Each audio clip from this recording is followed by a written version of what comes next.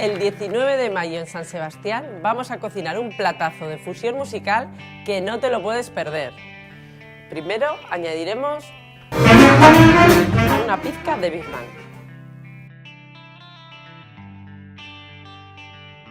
Añadiremos 3 cucharadas de coros. Y finalmente